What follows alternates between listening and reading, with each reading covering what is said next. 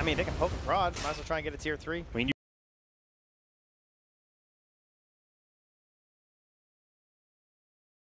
you've got the golem down. You've got all of these extra creeps. One. That's available. So they do force the glyph. There is also an Omni Slash here, Trent. This could be scary for TNC. The Elder Dragon form just popped. Big damage onto Miracle. He's getting low, but he's still alive. Great stun from GH. Sets it up, and the Fatal Bonds are destroying TNC. They're getting dove past their tier 3 at only 15 minutes. 3 down, and now this tier 3 tower in the bottom lane, soon to be rubble. It's only a Nyx Assassin and a Naga. They have simply no way to defend. This is what happens when your Lycan gets out of control. You have no way to stop this push. Yeah, they just do not have the answers. I mean, it was a tough draft, sure, but it felt like they kind of had to go maybe outside their own boxes. They're going to get right on the Cuckoo, too.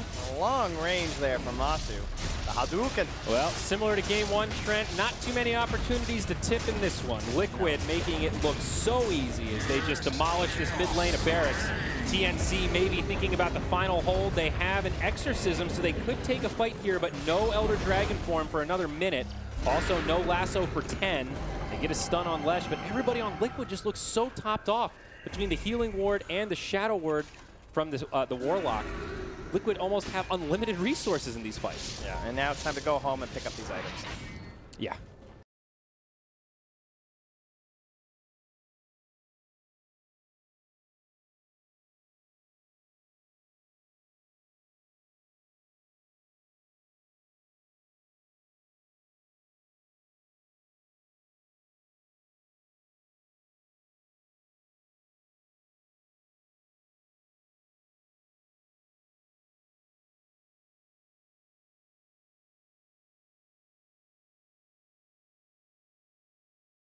Back up another 20 seconds, so they're still smoked though. Yeah, Tim's scouting things out here, sees that some of Liquid have headed back past that tier 1 mid, finds Matsu, connects with a stun. Armel has the follow-up Dragon Tail. It's a good pick. Great pick on the Lycan, but I don't think they'll find anything else. First death of the game for Matumba Man. I don't even know if it's worth trying. Mid. Because it'll take away your Exorcism. GH goes in onto Sam H. Mind controls there. Easy pick on the Bat Rider. Yeah. And just like that, it ends up being kind of a wash. And snare onto Miracle. He'll start spinning. TP gets interrupted. Nice split earth for Mind Control. It's another one. Now on the other side, GH, he's smoked up, looking for an initiation, but TNC are heading for the hills. If I was Sam H, I would be a broken man in this game. He is just, I don't know what hero he's playing, but it's not Bat Rider. He's had 0 opportunities. He's 4-1-1 skill build with the he didn't even have a spot to lane. He started mid, that didn't work. He kind of rotated bottom, that didn't really work, and he's just turned into this roaming Bat Rider. Yeah. It's like it feels like a position 4 Bat Rider that didn't spend any time jungling. I mean, they even had a stack here in the jungle, and now Liquid are just going to take it for themselves. That's feeling pretty gross. I don't know what TNC can do here, Trent. This is such a brutal game. Just like the first match, it just fell apart so quickly.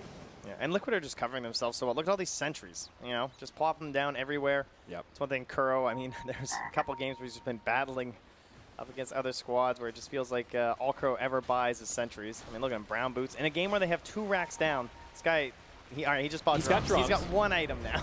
Kuro getting really greedy this game. Yeah, a wild guy. But still 3 sentries in his pocket, an Arcane Rune available. My. So they're going to get an easy Roche here at 18 minutes. And then Kuro, no, they're going to give it to Miracle, actually. I was thinking maybe it'd be for that Golem, but Omni Slash, I think, just as good, as well as that Healing Ward. Yep. Okay. Well, no they back out of Roche. Given. They are just looking for the kills, just saying, hey, you guys think they're coming? Want to go kill them? Want to go high ground? We can kind of do whatever. Yep.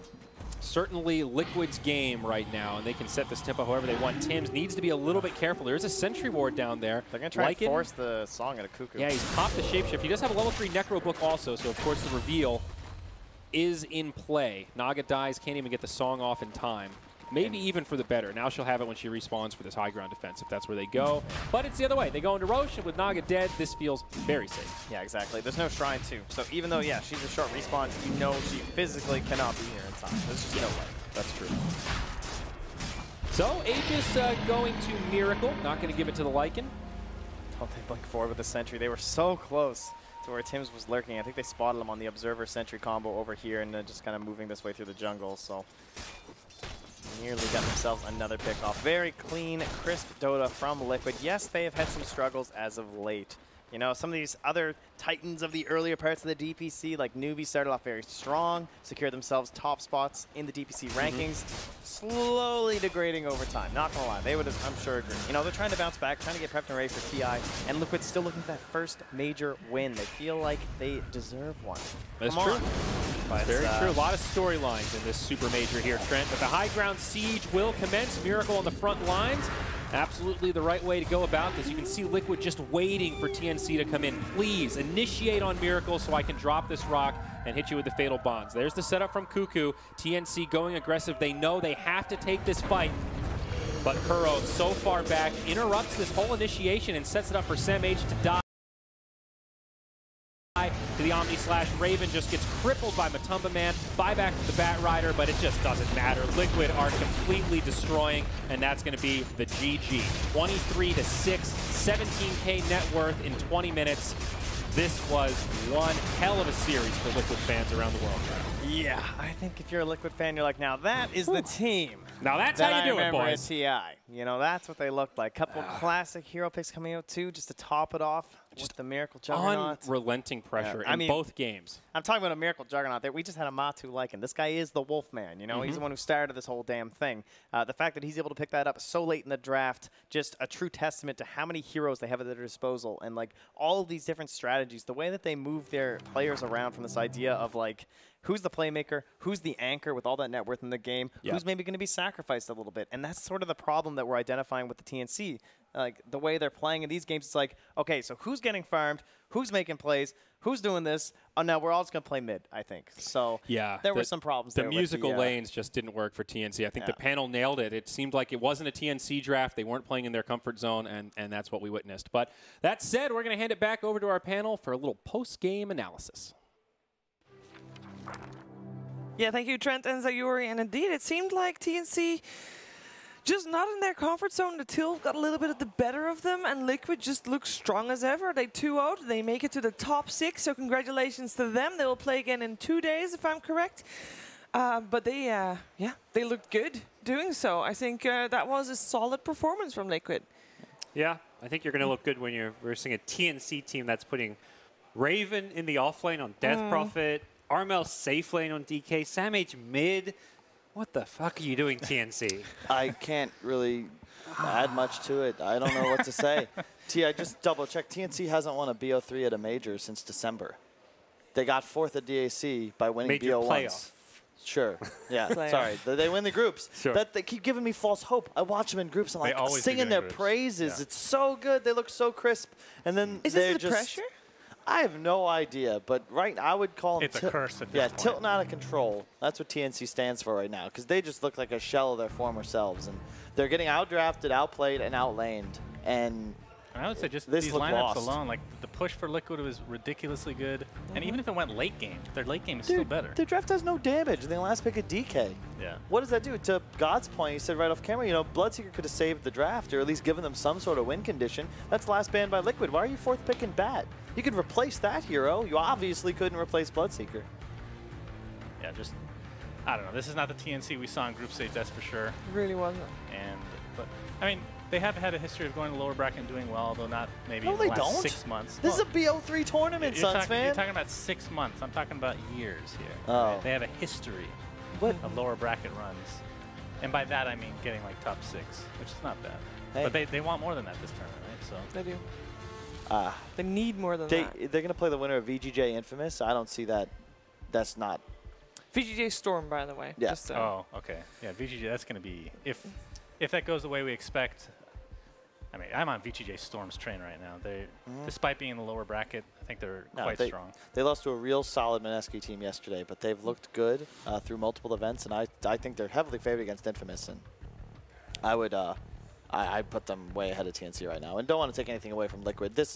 They demonstrate why they're TI champions, and I feel really silly saying the underdogs because I kind of, again, I bought onto the TNC hype train like I keep doing. It happens. Yeah. We're all guilty of it from time to time. I mean, it did look promising. It's not like that you know, that feeling came from nowhere. And Liquid has looked okay over the last couple of months, but not as good as they used to be. But this is a little bit of the Liquid from old, and if that is because TNC just made them look better, or maybe they're truly back, we won't know for sure until we see them in the next match. I think Matumba Man's a good barometer for Liquid's comfort. If he's on a hero in a draft where it makes sense and he seems to fit in, I love what Liquid does. When he's forced to play something uncharacteristic, like a couple of Lina games back at Epicenter, he's not necessarily bad at Lina, but I just think that his role in the team is much better suited for the guy that is objective-centered. The green heroes, Lycan, Lone Druid, Visage, anything that's micro-intensive. Venomancer. Yeah. Oh, yeah. His They're favorite still hero. all about it, man. You're going to see Liquid play Veno. They're believers. Yeah, these scores. Mind Control, 4-0-9. A great game, too. I think you could probably flip a coin, and a 5-headed coin, of course. Maybe I should have said die. I probably should have thought about that ahead of time. But I think anybody can be MVP. You're not this paid to game. think here, Sens That's a good point, actually. Thank you. You're here for the memes. Thank you. It's good Today, TNC was the meme. Unfortunately it for feels them. good if you're Liquid to have that easy first-round match, just because it is hard in these long tournaments to give 100% every single series. It tires you out. And hey, you had a 15-minute game win. All right, let's go home. Let's prepare for our next match and chill out for a bit. And you got to be happy as well with your next matchup, which is going to be our next series, of course, Secret versus Optic, because both teams are kind of up and down, but I'd say at this tournament outside of the top 5, and if you're Liquid, you're in form, I think you're confident in your matchup. Better than LGD or VP, at least. I mean, we mentioned that for TNC and Optic, it was good to be on this side of the bracket.